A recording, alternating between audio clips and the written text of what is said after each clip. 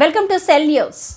ప్రముఖ ప్రజా ఉద్యమకారుడు, తెలంగాణ పోరాటాల వీరుడు, ప్రజా బంధువు, నిరుపేద ఆశా జ్యోతి, సేవారత్న అవార్డు గ్రహీత, దీనజన బంధువు, DMCCF founder and chairman Shri Rapolu Ramulu, Congress party senior నాయకుడు అడ్ల శ్రీనివాసరెడ్డి, చిర్యాల నరసింగారావు, డిఎంసిసిఎఫ్ అధ్యక్షులు లింకర బ్రహ్మ, వర్కింగ్ ప్రెసిడెంట్ తదితర కాంగ్రెస్ పార్టీ నాయకులు పాల్గొన్నారు.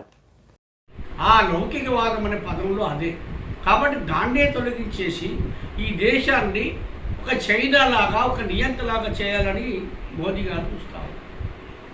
కాబట్టి ఇలా నార్త్ ఇండియాలో వాళ్ళకు 10 సంవత్సరాల కాలంలో వ్యతిరేకత మొదలై ఉద్యోగులందరూ కూడా నిరుద్యోగ చేసిండారు. పైగా ఆయన ఇప్పుడు ఏమంటాడంటే వాళ్ళ రాజ్యాంగాన్ని మారుస్తామని చెప్పి బీజేపీ వాళ్ళు ప్రకటిస్తాము. లౌకికవాదం అనే పదాన్ని తీసేస్తామని అంటాం. ఏంటిది లౌకికవాదం అంటే? లౌకికవాదం అనే పదాన్ని తీసేయటంలో గూఢార్థం ఏంటిది? ఈ దేశము విభిన్న సంస్కృతులు, విభిన్న కులాలు, విభిన్న మతాలకు అలవాలమైనటువంటి అనేక సంస్కృతులు విరాజిల్లినటువంటి దేశం భారతదేశం.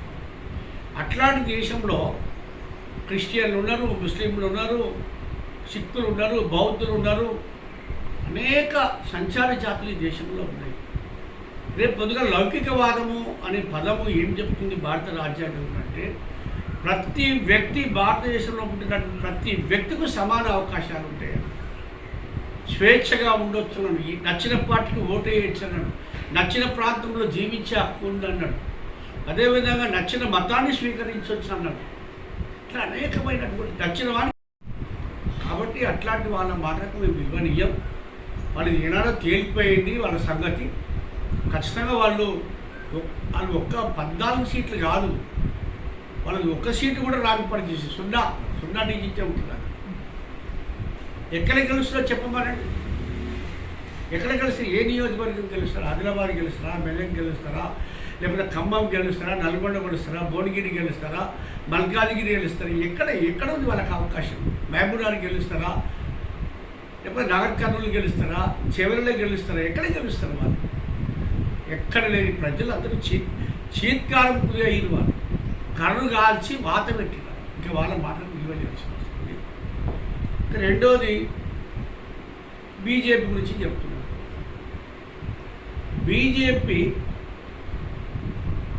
దాని జాతీయ ప్రధానమంత్రిగా ఉన్నటువంటి మోదీ గారు 2014లో ఆయన అనేక వాగ్దానాలు చేశారు. ప్రతి ఒక్కరు అకౌంట్ ఓపెన్ చేయండి, విదేశాల్లో నల్లధనం ఉన్నది తీసుకొచ్చి మీ ప్రతి ఒక్కరి అకౌంట్లలో నేను 15 లక్షల రూపాయలు వేసిందా. ప్రతి సంవత్సరం 2 కోట్ల ఉద్యోగాలు ఇస్తున్నాను. ఎక్కడి నుంచి చూపారు? ఎవరికి వచ్చింది ఉద్యోగం? 100 స్మార్ట్ సిటీలు కడతాడు. దేశవ్యాప్తంగా 100 స్మార్ట్ సిటీలు కడతాడు. కట్టిందా? జనాభా ఉందో దేశ సంపదలు అందరినీ సమానంగా వస్తాడు. మహిళలకు, యువకులకు అందరికీ స్కిల్ డెవలప్మెంట్ కోర్సులు పెడతా అంటున్నాం. స్కిల్ డెవలప్మెంట్ కోర్సులలో ట్రైనింగ్